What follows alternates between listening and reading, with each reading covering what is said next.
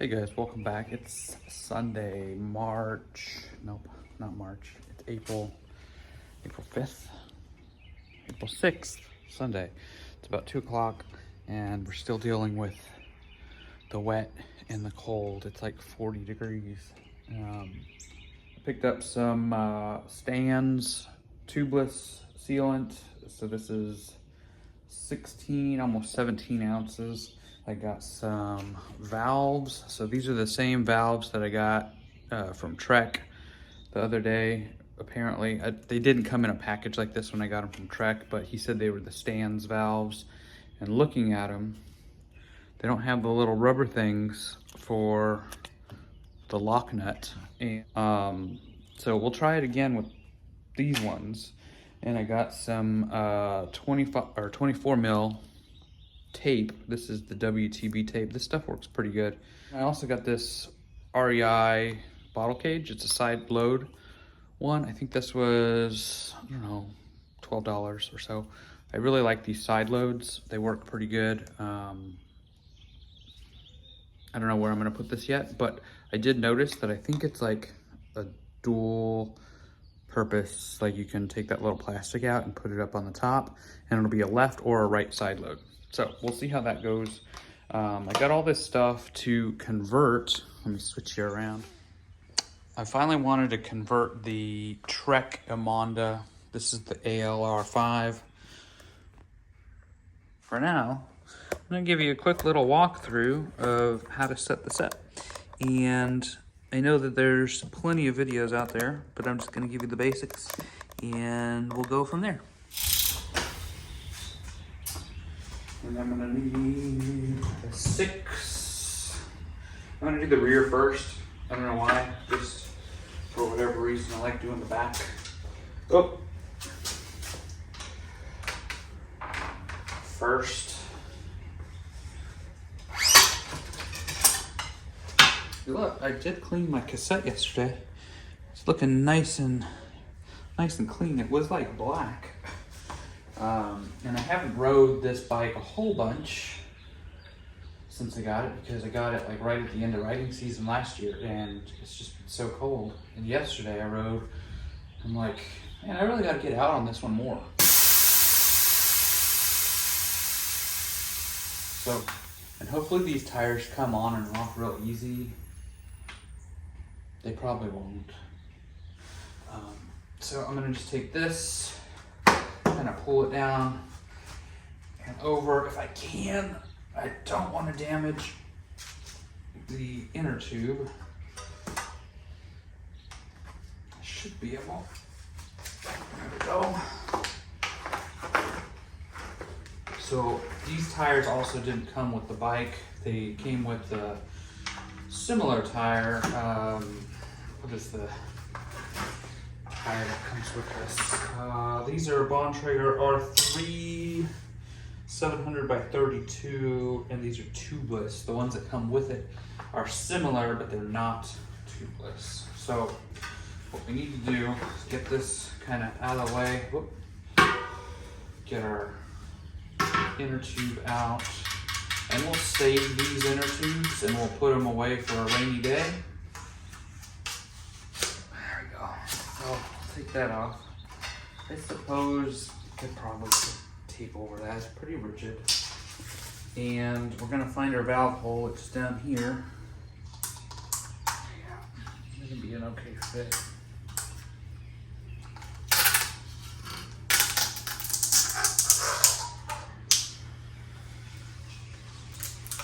I'm gonna try to do this a lot better than the last wheel. The last one was a little bubbly. So I'm just peeling it back.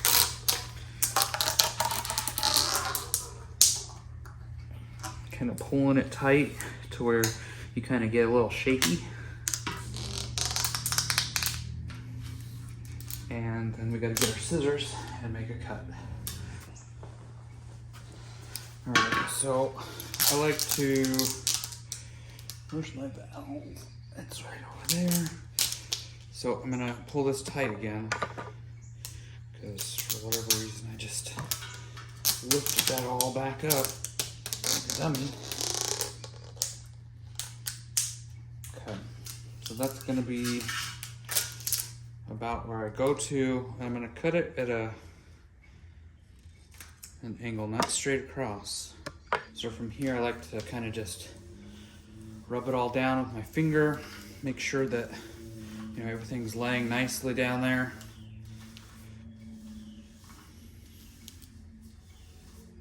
I like to come through the bottom first, that way I know where it's at. Kind of poke it through, and then we'll do the same thing at the top. And try to keep it nice and good there.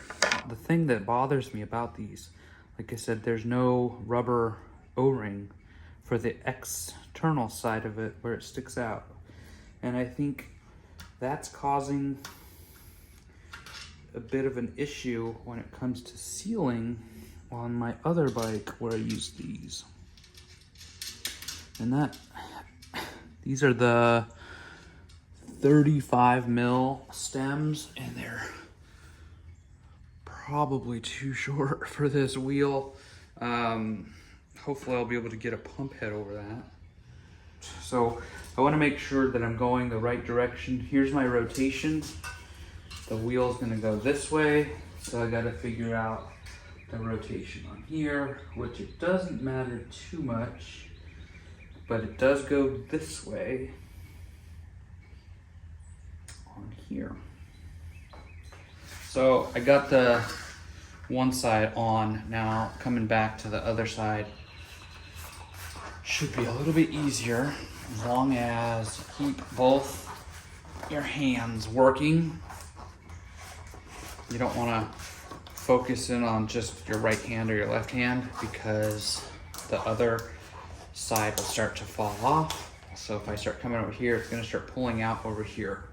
And this is where you can kind of try to work the rubber around, get it as close to the center as possible. And eventually, once you kind of keep working it this way, you should be able to get this on without any additional force of a lever. And you can see it's a little tight there, but eventually, if you keep doing this, working around, hopefully I'm in the thing, eventually, boom, just like that, you're good to go. And I should have left that a little bit so I can fill it up with this stuff. So I need to make sure, how much do I want? It doesn't say. I hate when it doesn't say. So I'm gonna pull this out again, like a dummy, as if, So now I'm gonna just dump a little bit in here. I'll probably have to take off some sort of thing. Been using recently the muck off, the slime, and even the orange. A little bit more thick than this. This is a little bit more watery, and I think that that'll be good for this application. That way I can kind of know how much I have. And I'm just gonna do a bit in there. Use your best judgment.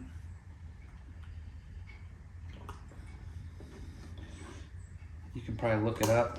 So I put in, who knows? From here, I like to kind of turn it so that way all the sealant goes back down where both sides are kind of on, and then come back up top and give it the old business like we did before. And I didn't make too much of a mess this time, so congratulations to me. And hopefully we can get it to go.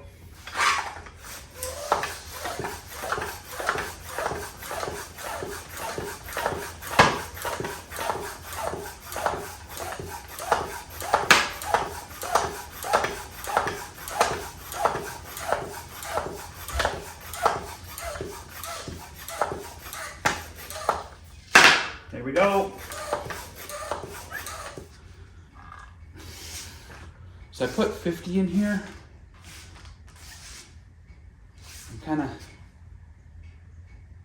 listening. I don't hear anything leaking anymore.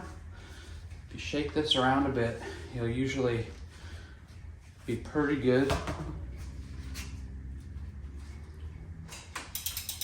so that one's good. Now we're gonna do the same thing in the front. I usually do the back first because I feel like that's the hardest one because it's got the chain and everything. The front is just in, out, boom. So it's a little bit easier. So if you're having a hard time, you finally come and you get the back to work, coming and doing the front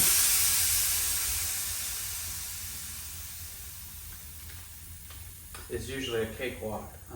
So we'll just kind of keep our eye on that back, make sure over the course of the time that it takes to do the front that everything's holding steady, and we should be good to go. I haven't even had to use the air compressor yet. I haven't even had to use the swear words yet. So this has been relatively easy, a lot easier than sometimes. I'm gonna take off the tire and gonna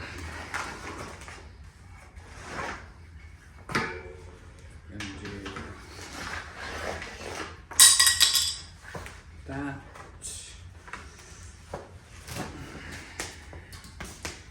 Take out our tube. Go. Now, I'm gonna grab our oil again. I'm gonna come through the valve, just mark it so that way I know where it is, and then I'm gonna come back up through the top and poke it all the way through. Some of these, you know, $18, $20, $40 for a muck-off kit with 2 valves and some little rubber pieces. $40. Get out. Just kind of go around, pinching it as we go. And this time I'm gonna leave the bottom open as I get towards the bottom. That way I can dump my sealant in. So I got a little bit of a gap there that you can see. And I'm gonna shake this up. And I'm probably gonna add a little bit more than I did to the front or to the back, just because I feel like maybe I didn't add quite as much as maybe I need to. I don't know.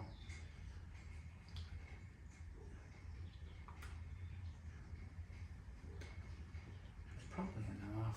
Feels like a lot. Looks like a lot. I think it just looks like a lot because the tires are so much smaller than the mountain bike tires. So I'm gonna rotate it back. So now all the fluid is sealed up down here in the bottom. It's not gonna fly out everywhere. And then I'm just gonna kind of try to work this over the top, same way that I did the other one. Just kind of go around, and we shouldn't need any levers, even though this is super far down and it's super tight.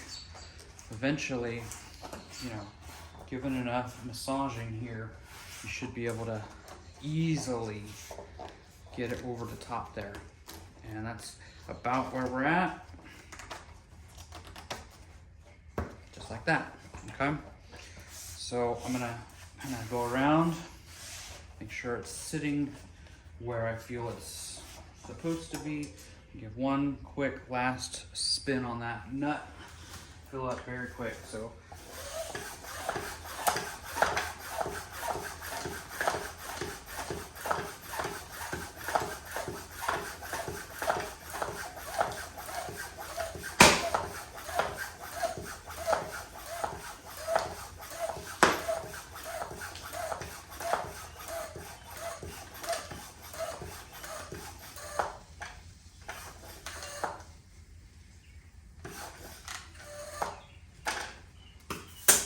Just that.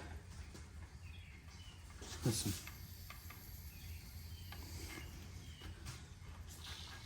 Just at 50 PSI. I'm gonna give it a shake. Get that sealant worked around. You heard that air kind of leaking out. get it worked. Oop, did it again. Get it worked in. I'm gonna close this. And put this back on. Still need one for the back, I think.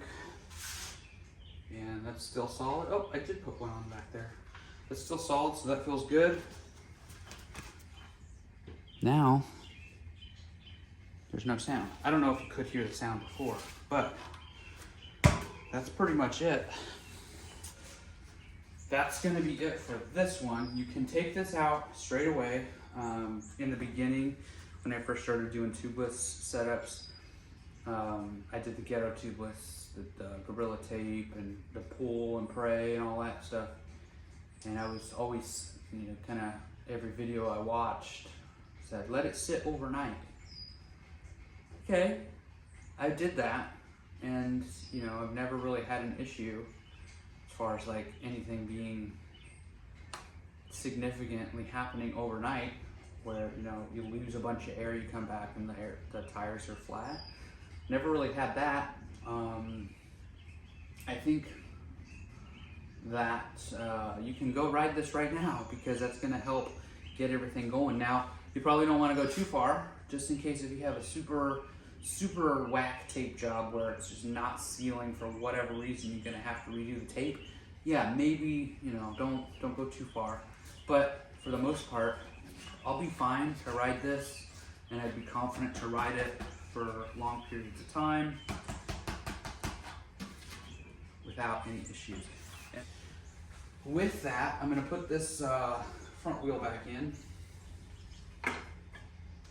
and hopefully at some point today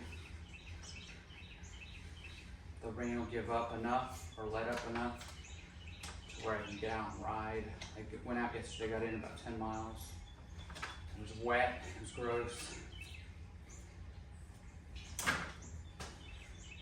But that's it. That's a tubeless setup on a road bike. Same thing, same process as the mountain bikes, just maybe a little bit easier sometimes. So, and I'm gonna cut it here and hopefully get out to ride. And thanks for watching. I'll see you on the next one.